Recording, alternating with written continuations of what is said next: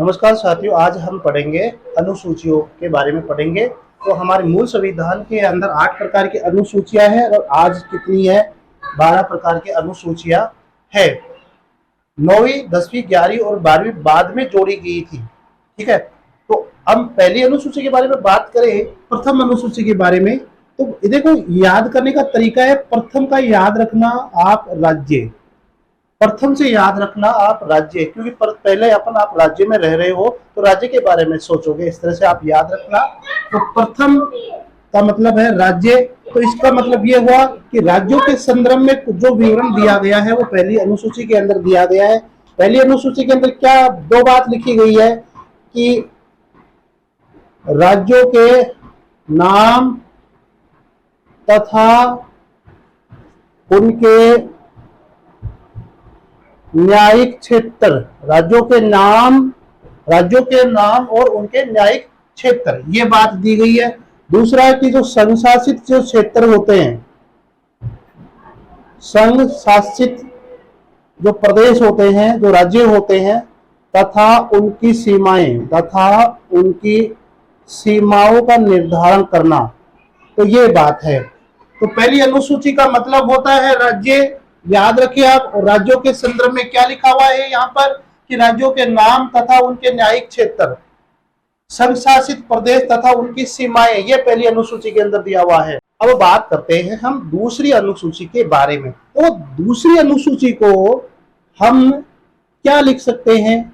दो, और दो का मतलब दो ही होता है, दूसरी होता है। और दो क्या दे, प्रश्न कीजिए, तो वेतन दे। क्या दे? वेतन दे। तो इसका मतलब क्या हुआ कि दूसरी अनुसूची के अंदर वेतन से संबंधित बातें बताई गई है।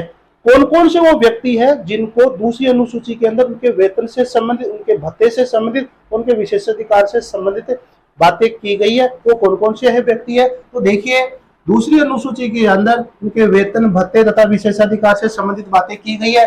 भारत के राष्ट्रपति, राज्यों के राज्यपाल, लोकसभा के अध्यक्ष तथा उपाध्यक्ष, राज्यसभा के सभापति तथा उपसभापति, राज्य की विधानसभाओं के अध्यक्ष तथा उपाध्यक्ष, राज्य विधान परिषदों के सभापति तथा उपसभापति, सर्वोच्च न्यायालय के न्यायाधीश, उच्च न्यायालय के न्यायाधीश और भारत के नियंत्रण एवं महालेखा परीक्षक, ये जो 9 व्यक्ति है, इन 9 व्यक्तियों के वेतन और भत्ते और विशेषाधिकार से संबंधित जो अनुसूची है वो है दूसरी। तो दूसरी को कैसे याद रखेंगे?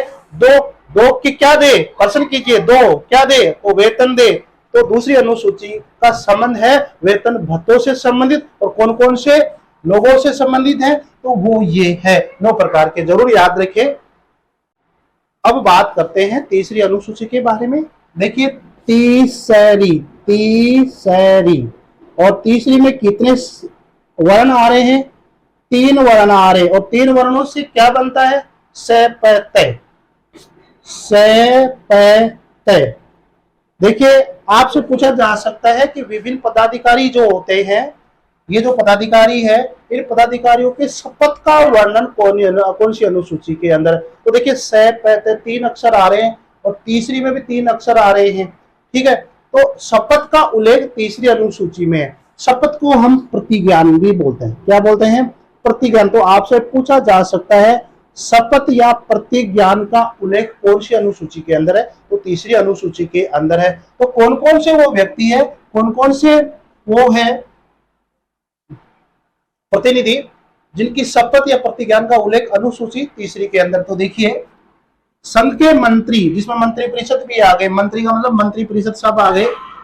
संसद के लिए निर्वाचन हेतु अभ्यर्थी, संसद का निर्वाचन या संसद के सदस्य बनने से पहले भी एक बार शपथ ली जाती है, जब पर्चा भरा जाता है उस समय।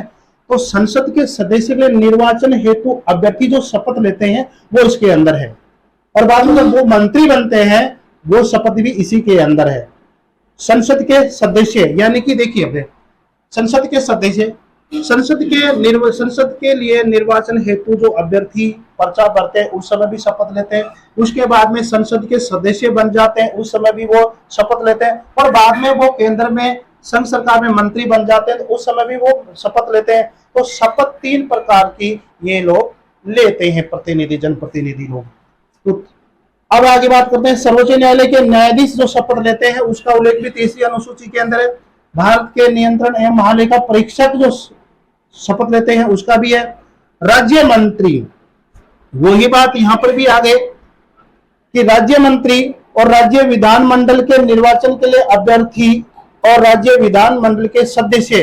अब आप समझ गए होंगे जिस प्रकार से संसद का सदस्य बनने के लिए, इसका सदस्य, संसद का सदस्य बनने के लिए अभ्यर्थी सबसे पहले एक पर्चा भरता है कि मैं चुनाव लड़ूंगा, तो चुनाव लड़ने से पहले शपथ ली जाती है और उसके बाद में चुनाव जीत जाते हैं और लोकसभा में पहुंच जाते हैं, संसद में पहुंच जाते हैं, तो संसद के सदस्य के रूप में भी शपथ लेते हैं और बाद में उनको मंत्री बना दिया जाता है, तो मंत्री की शपथ लेते हैं। उसी प्रकार से राज्यों की सरकारों के अंदर क्या होता है कि विधानमंडल या विधान परिषद का सदस्य बनने से पहले वो क्या लेते हैं, शपथ लेते हैं। उसके बाद में विधानसभा का सदस्य बन गया या विधानमंडल का सदस्य बन गया तो शपथ लेते हैं और उसके बाद में वो मंत्री बन जाते हैं तो भी शपथ लेते हैं।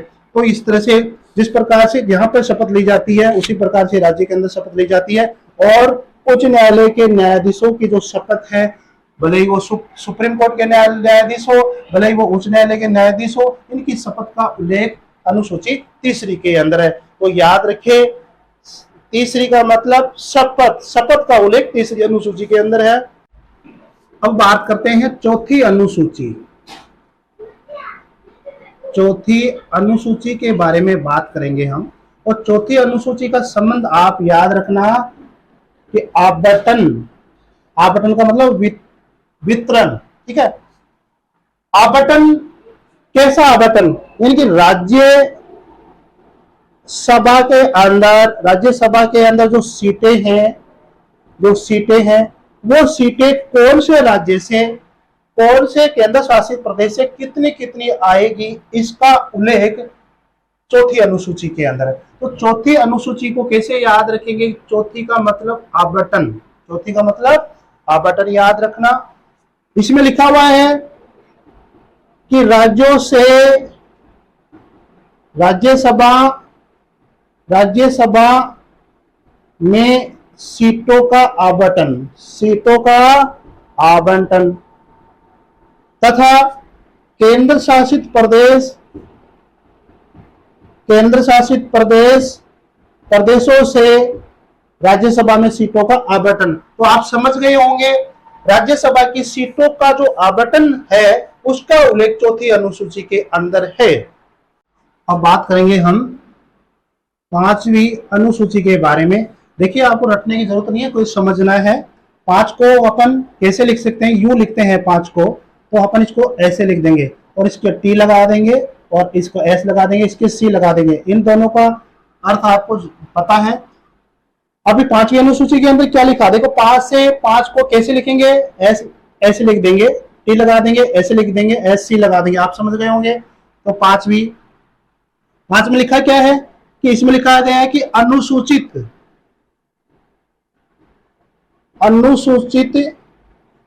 क्षेत्रों और अनुसूचित जनजाति, अनुसूचित क्षेत्र व अनुसूचित जनजातियों के क्षेत्र में प्रशासन व नियंत्रण की व्यवस्था या नियंत्रण के उपबंध सरकार का दायित्व रहेगा। तो ये बात 5वीं अनुसूची के अंदर लिखी गई है। 6वीं अनुसूची में क्या लिखा गया है, 6वीं अनुसूची में देखो यहां पर तो अनुसूचित और अनुसूचित जनजाति दोनों के लिए आ रहा है। 6वीं अनुसूची केवल जनजातियों के लिए है, जनजातियों के लिए। और ये केवल 6वीं अनुसूची भारत के 4 राज्यों के ऊपर ही लागू होती है। कौन कौन से वो 4 राज्य हैं वो देखिए।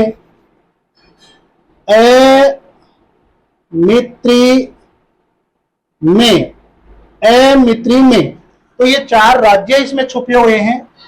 ए का मतलब हो गया असम और मी का मतलब जो है वो मिजोरम हो गया, आपके सामने मिजोरम,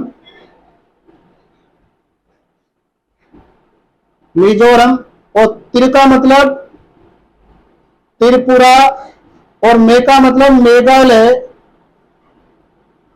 तो ये याद रखिए, इसका फार्मूला है मैत्री में असम, मिजोरम, त्रिपुरा, मेघालय, ये 4 राज्यों के अंदर जो जनजातियां हैं उनके लिए प्रशासन व नियंत्रण की व्यवस्था सरकार करेगी, ऐसा कहा लिखा हुआ है 6वीं अनुसूची। तो 6वीं अनुसूची का संबंध केवल 4 राज्यों से है और 5वीं अनुसूची का संबंध संपूर्ण भारत के अनुसूचित क्षेत्रों व अनुसूचित जनजातियों के क्षेत्रों से संबंधित है। ये जरूर याद रखें आप।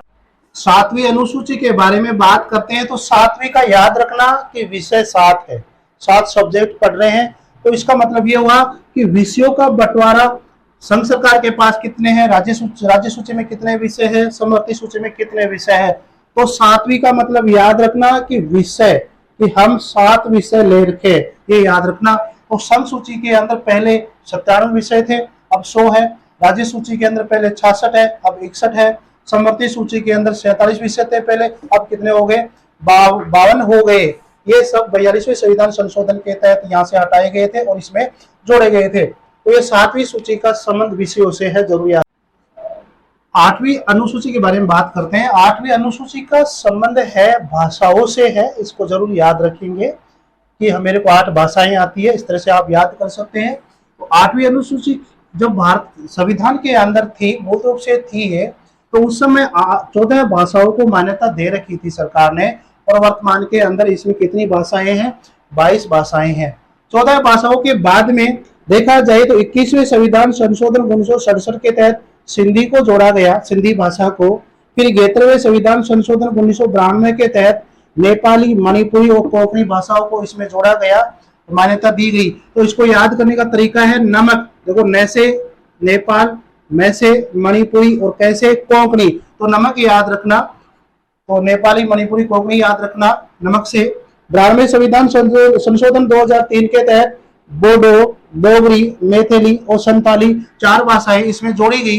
तो इनको याद करने का फार्मूला कैसे करोगे आप, आपने गणित में पढ़ा होगा बोडमास का नियम, क्या पढ़ा है, बोडमास का नियम पढ़ा है। तो देखिए बो यानी बोडो, दे से डोगरी याद रखना, माँ से मैथिली याद रखना और से संताली याद रखना। तो बोडमास के नियम से आप ये 4 भाषाएं याद रख सकते हैं। तो देखिए 14 भाषाएं थी, उसके बाद में ये 15वीं, 16वीं, 17वीं, 18वीं, 19वीं, 20वीं, 21वीं और 22, इस प्रकार से 8वीं अनुसूची के अंदर 22 भाषाओं को मान्यता दे रखी। 9वीं अनुसूची का संबंध, सबसे पहले बात करते हैं कि 9वीं अनुसूची को जोड़ा कब गया था, क्योंकि मूल संविधान में तो 8 प्रकार की अनुसूचियां थी। तो पहला संविधान संशोधन 1951 में हुआ था, इसको पहले संविधान संशोधन 1951 के तहत जोड़ा गया था। क्यों जोड़ा गया था, क्योंकि भूमि सुधार और भूमि आवंटन से संबंधित, कहने का मतलब भूमि से संबंधित जो मामले थे वो इसमें जोड़े गए थे कि ताकि इसकी कोई न्यायिक समीक्षा नहीं की जा सके। प्रारंभ में जो इसको निर्माण किया गया था तो इसलिए किया गया था कि इसमें जो भी मामले डाल देंगे उनकी न्यायिक समीक्षा नहीं होगी, ऐसा सोचकर 9वीं अनुसूची बनाई गई थी और इसमें भूमि से संबंधित जो मामले इसमें जोड़े गए थे। पहला संविधान संशोधन 1951 के तहत इसको जोड़ा गया था। न्यायिक समीक्षा न हो इसलिए ये बनाई गई थी। इसमें उस समय 13 विषय इसमें डाले गए थे भूमि से संबंधित, अब इसमें 282 मामले इसमें है। सुप्रीम कोर्ट ने 2007 में एक फैसला सुनाया था कि 24 अप्रैल 1975 से पहले 9वीं अनुसूची के अंदर कुछ मामले, कुछ कानून इसमें डाला था, कुछ मामले इसमें डाले थे, उनके ऊपर न्यायिक समीक्षा नहीं होगी। लेकिन 24 अप्रैल 1975 के बाद इसमें जो भी कुछ डाला है, जो भी कुछ मामले हैं, उनकी क्या हो सकती है, न्यायिक समीक्षा हो सकती है। तो 9वीं अनुसूची का संबंध किससे है, भूमि सुधार और भूमि आवंटन से संबंधित है, न्यायिक समीक्षा वाले मामलों से संबंधित है 9वीं अनुसूची का संबंध। अब बात करते हैं 10वीं अनुसूची। 10वीं अनुसूची 52वें संविधान संशोधन 1985 के तहत जोड़ी गई थी। यहाँ दल बदल हुआ करते थे, उस दल बदल को रोकने के लिए 10वीं अनुसूची बनाई गई थी। तो 52वें संविधान संशोधन 1985 को दल विरोधी संविधान संशोधन भी कहते हैं। तो याद रखिए 10वीं अनुसूची भाव में संविधान संशोधन 1985 के अंदर जोड़ी गई थी। इसमें क्या वर्णन किया गया है? दल बदल का संबंध 10वीं अनुसूची से है। 11वीं अनुसूची कब कब जोड़ी गई? 73वें संविधान संशोधन 1992 के तहत। और 73वें संविधान संशोधन का संबंध किससे है? पंचायती राज से है। तो पंचायती राज व्यवस्था का संबंध 11वीं अनुसूची से है। इसमें 29 विषय जोड़े गए हैं। 12वीं अनुसूची का संबंध है नगर पालिका नगर निकायों से संबंधित है। इसमें 18 विषय है। और 12वीं अनुसूची को जब जोड़ा गया था तो 74वें संविधान संशोधन 1992 के तहत जोड़ा गया था। तो यह आपसे पूछा जा सकता है, सीधे सीधे क्वेश्चन है अनुसूचियों से संबंधित। तो धन्यवाद साथियों, वीडियो को लाइक शेयर सब्सक्राइब करते रहें।